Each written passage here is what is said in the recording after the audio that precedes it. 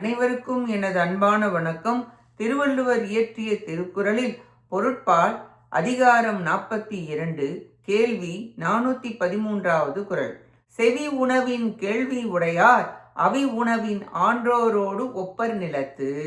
செவி உணவாகிய கேள்வி அறிவு வாய்க்கப் பெற்றவர் இந்நில உலகில் வாழ்பவராயினும் அவர்கள் அவிர்வாக உணவை உடைய தேவர்களுக்கு சமமாவர். நூல் பொருட்களை கேட்பவர் தேவலோக இன்பத்தை இவ்வுலகிலேயே பெறுவர் என்பது கருத்து. உயர்ந்ததாகிய கேள்வி இன்பத்தை சொல்ல உயர்ந்த தேவர்களுடன் ஒப்பிடுகிறார். அவை உணவை யாகத்தீயினில் இடும் பொழுது அவை தூய்மையாகி தேவர்களுக்கு உணவாகிவிடும். அவ்வுணவை தேவர்கள் உண்டு நமக்கு நல்லதை செய்வார்கள்.